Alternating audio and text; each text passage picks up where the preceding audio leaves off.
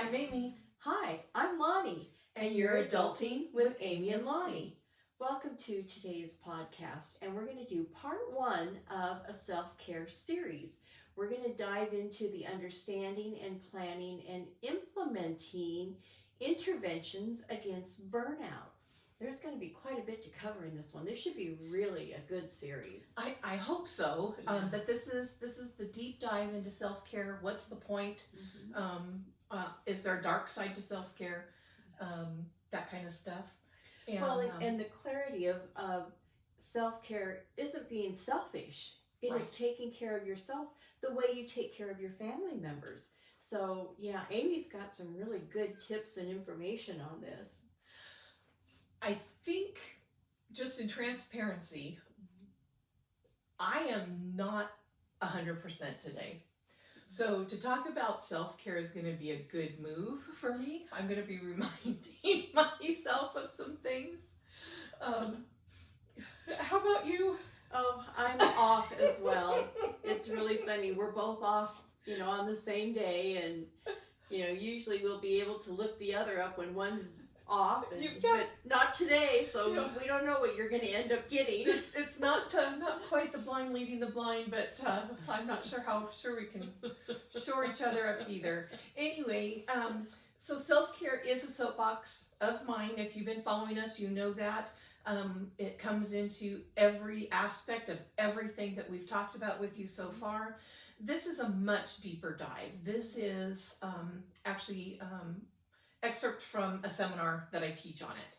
So the first thing we want to talk about is, balance. What's balance? It's the idea that we cannot do everything for everyone without it taking a toll on our body, on our spirit, and the toll of that has been long understood. And this goes back, millennia. In fact, even I was rereading a story in the Bible where Moses' father-in-law said, dude, you got to delegate. You're burning out. So if it's good enough for Moses, it's probably good enough for us. We know that bad things can happen to good people, and that we may need support to get over those things. Some of those hurdles can feel insurmountable. And why am I talking about that? Because this is that balance of all those different things. Sometimes our issues or our distress, remember that word? Or crises are the result of being out of alignment with ourselves, or our expectations, our spiritual journey, whatever that might be for us. In any event, the primary goal of self-care is to regain or maintain our senses of security, significance, and identity. Did you have something you wanted to share here? Well, I was going to say, when we're talking about bad things happen, everybody that walks the face of this earth has bad times.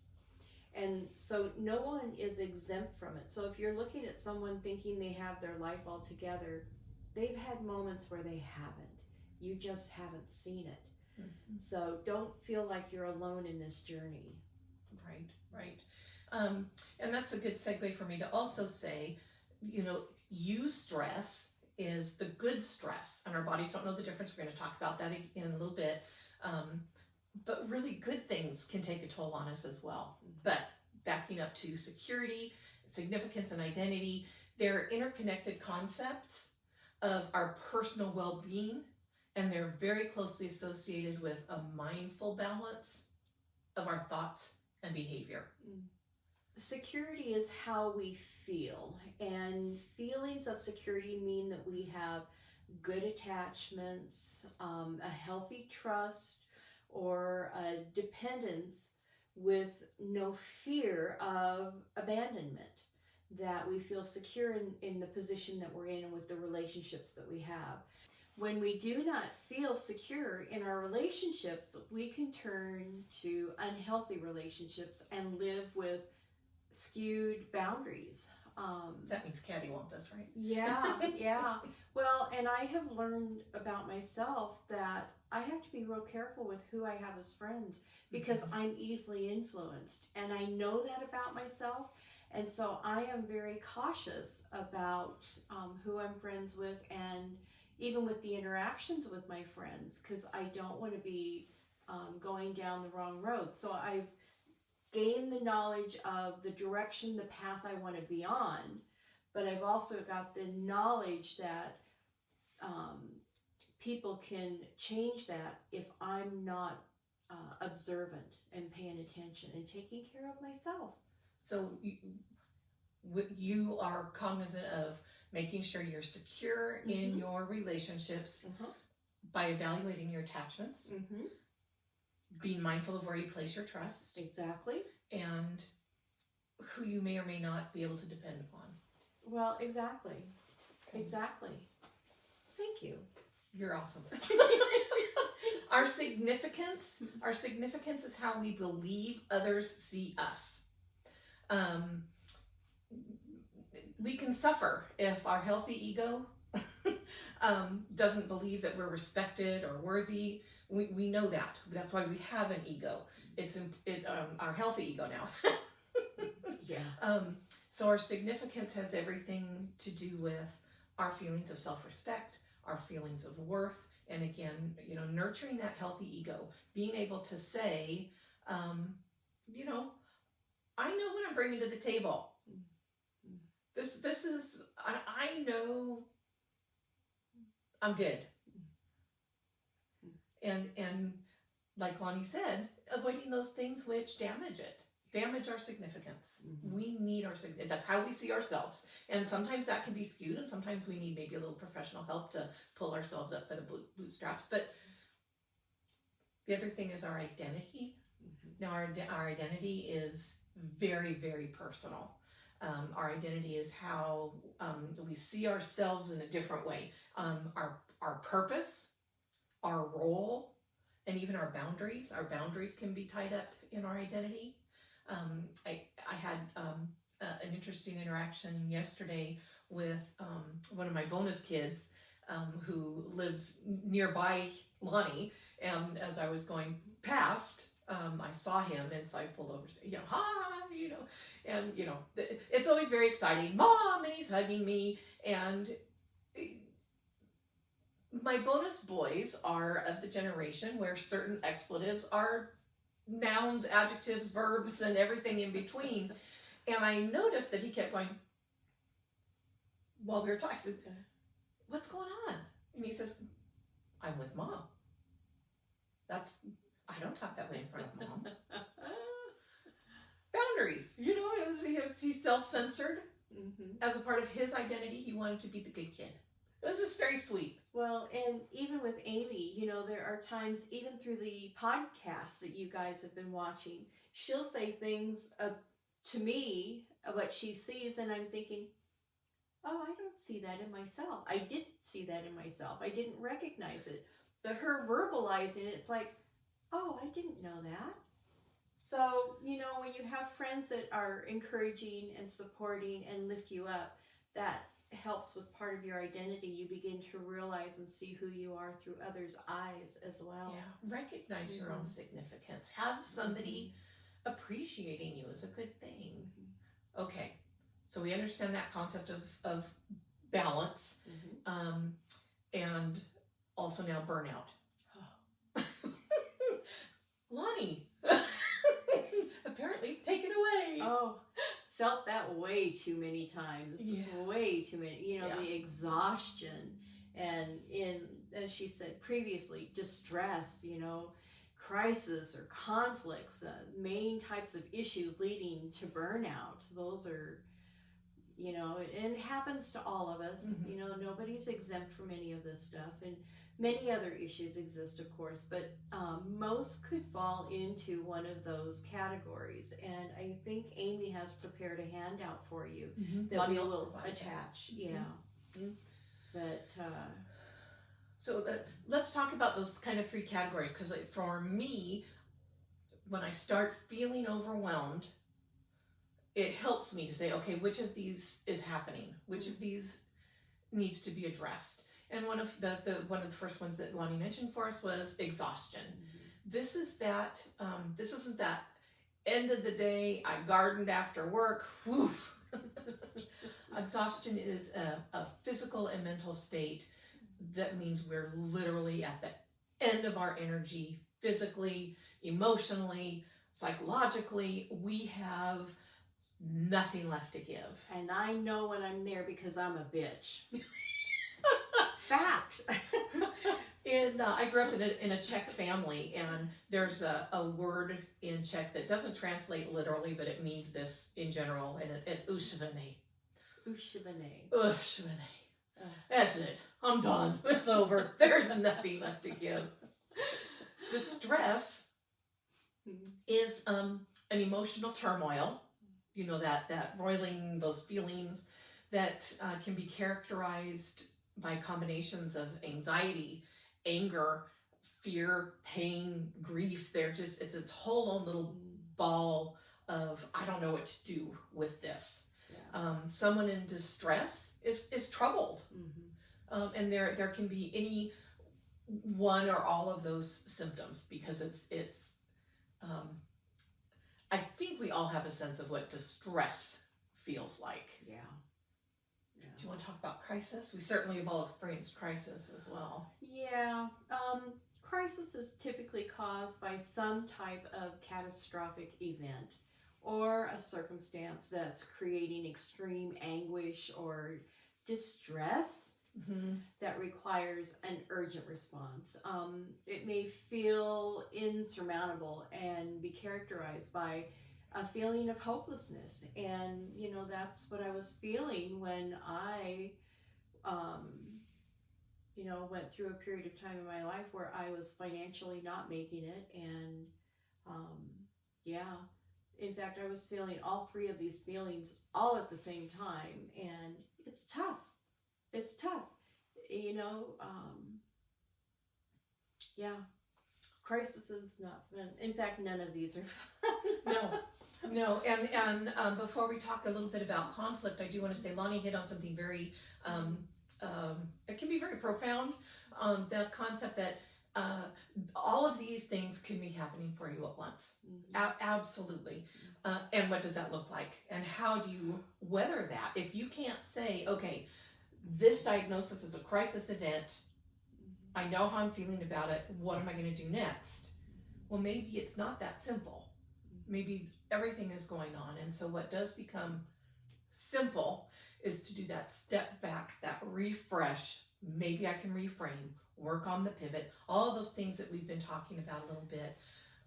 Which is really hard to do when you're in the thick of it. Absolutely. And that's where professional counseling or really good support system around you can get you through it. But it's not a, you know, one fix all kind of thing. Absolutely not. Yeah. Because we're all different in our own skin, right? The last little category is conflict. And this is an incompatibility of ideas, of decisions, of goals, or feelings. And conflict, it can be found between people, of course, but it can also be within yourself. If I do this, this is the outcome. If I do this, this is the outcome. And maybe it's a win-win. Maybe it's a good conflict. It's still a conflict. Those emotions are still the same. That turmoil, that incompatibility, it still happens. It still comes up. Kind of like rewards or consequences. Yes. Now, not all conflict is bad. You know, there is that good conflict. And while conflict has an overt negative connotation, typically for most Westerners, conflict is simply that inequity of decisions, that incompatibility of what to do. Example, what do you think about this for our next topic? Oh, no, here's why. I think it could be a good one because What's happened is a dialogue. that give and take, that stretching of each other's growth. Mm-hmm. That's what I was going to say. Conflict can help you, go outside of your comfort zone, out of your box. It doesn't have to be a battle. And, and maybe the outcome is something in between. I totally understand where you're coming from. Could that be maybe a segment of this rather than a whole thing? Yes, we want to both be comfortable. We don't want to completely avoid conflict. And as someone who is conflict avoidant, this is a toughie to learn. And a lot of people are conflict avoidant. Yeah. And a lot of that has right now in our country, we're working very hard at being sensitive to so many different things going on. Mm-hmm. It's easy to be conflict avoidant, and then there is no growth mindset. Mm-hmm. But anyway, most of our internal conflicts come down to one of two things: doing things we know to be wrong for us or in general, and facing a decision that could be positive or negative, but either side, like we mentioned. Anything more in conflict? Those are all really good points, and I really like that you clarified that conflict, conflict can be either positive or negative. It's all in basically how the two people that are involved handle it.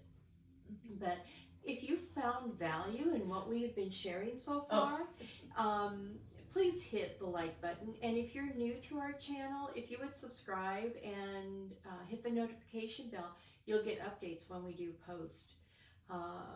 Anyhow. Okay? Yeah, let's keep going. I am very excited that you're here. This is a topic that I am particularly compassionate about, as are so many other people. There is sort of a lot of psychobabble surrounding self-care and what does that look like. And it's not always a date at the spa, but the most significant thing of that self-care is that you're finding a way to have self-compassion.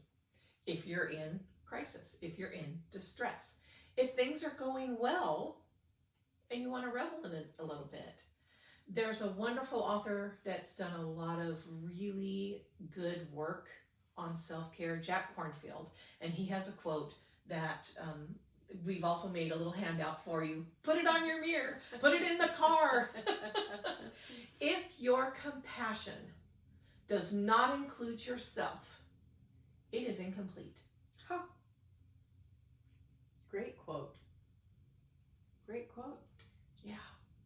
We also all have heard the golden rule,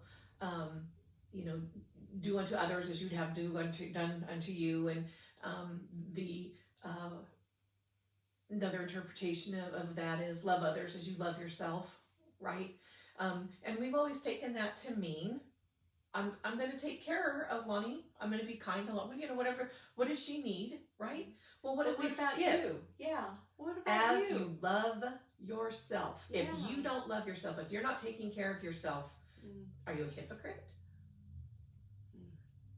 Are you serving from an empty well? Take care of yourself. Okay. So that's powerful. Sorry, that's powerful. Because I never thought of it that way. Taking care of others as you take care of yourself. But are you taking care of yourself? Ding, ding, ding, light bulb just went off.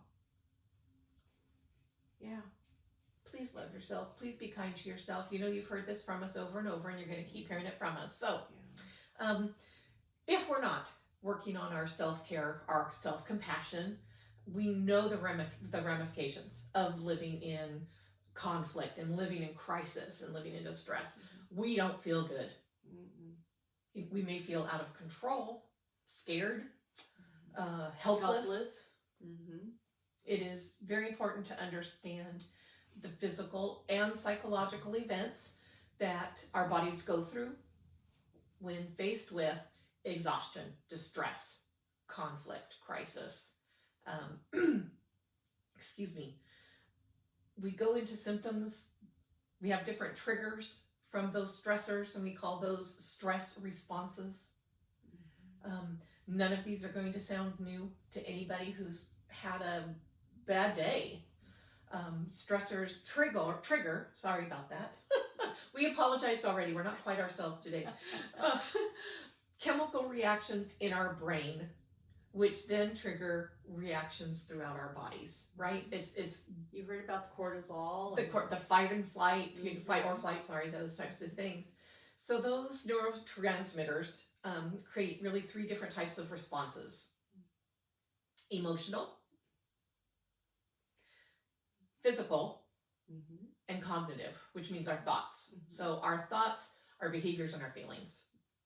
Totally understated. But so while stress responses are really complex, that's not what we're doing here. We're not going into the neurodynamics of stress, but I want you to be aware that it's biological.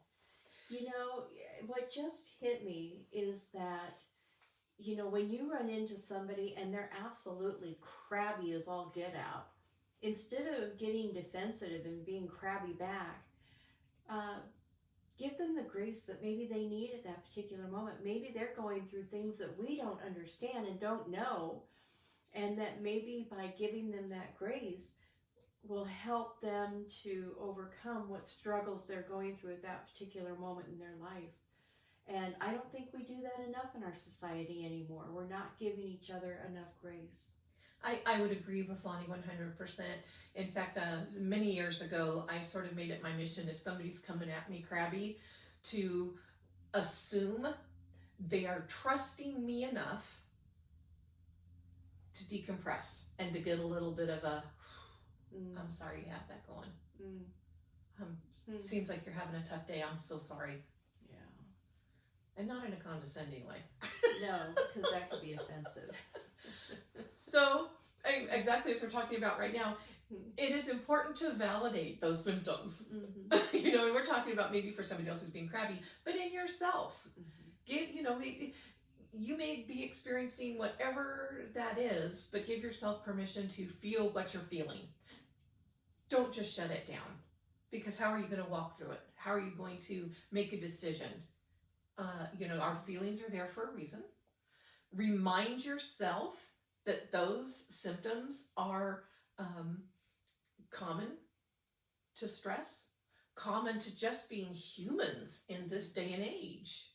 Do you want to go over some of the symptoms? And again, these are, this is a slightly overgeneralization of symptoms, but in general, these are the types of symptoms that you will see in the individual neurochemical reactions.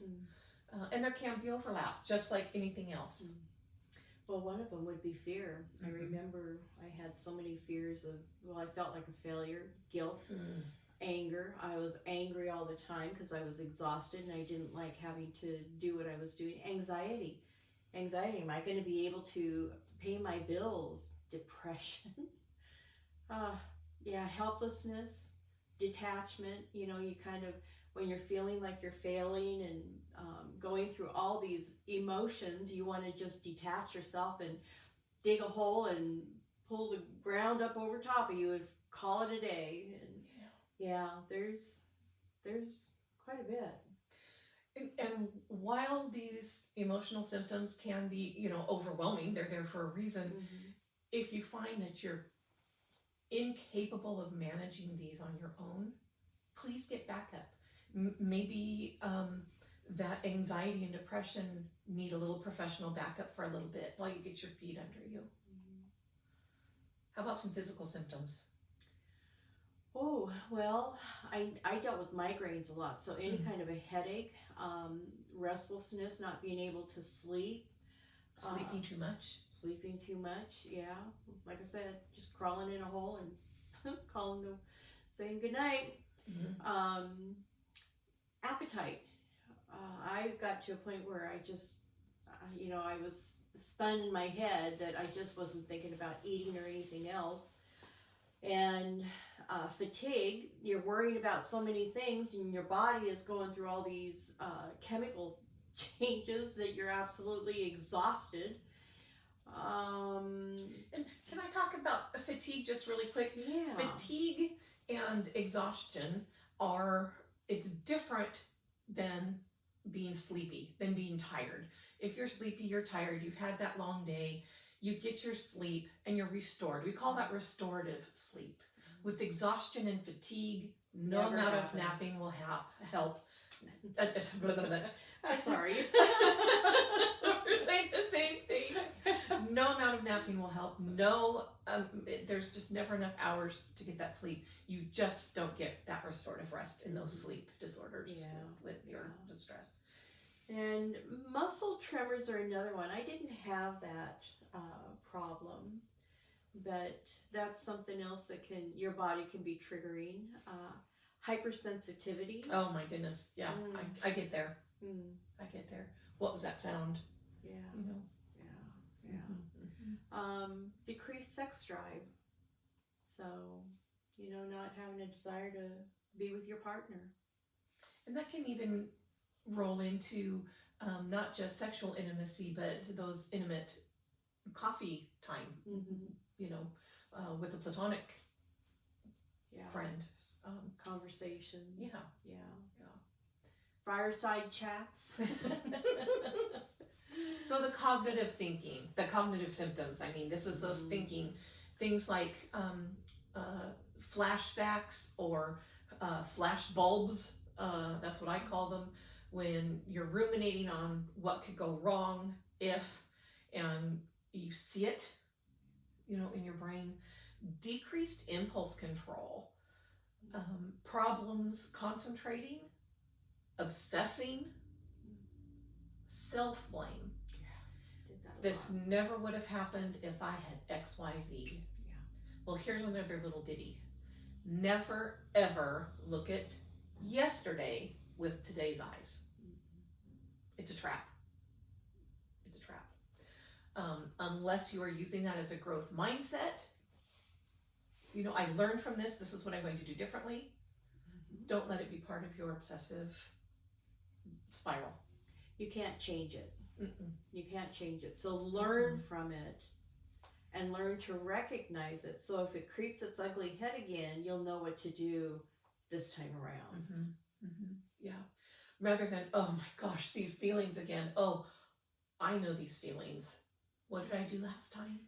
And it is a process because I know this personally. Is there were certain things that I didn't like about myself that I was working on changing, and I thought I had it all figured out, and next thing I know, it's like, oh, how did I end up here again?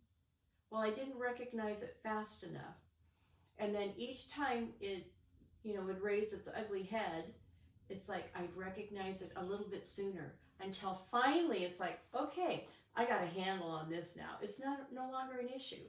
But just be aware, we're humans. Everything we do is a journey. Yes. So, yes. Small steps are going to take you on a big journey.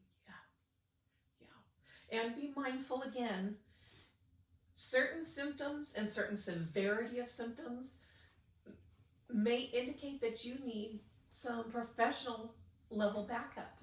Do that for yourself. Just like an antibiotic. Get that little extra boost from somebody who's specifically trained to help you walk through that. I am not trying to take away from our tribes, from the benefit of a good, hey, Lonnie, you got 8 minutes. Well, and I was going to say, when I needed the help, I couldn't afford it. And yet I wasn't wise enough at that particular point to understand that there are free opportunities out there that can help you through struggles. So, checking in with your church is one of them. Yeah. And if you're not involved with the church, find some place that you would feel comfortable with that could help you. Yeah. But there are some other alternatives out there, and that's what I ended up doing because I couldn't afford anything. Yeah. There are sliding fee scales. The counties all have a level of mental health support.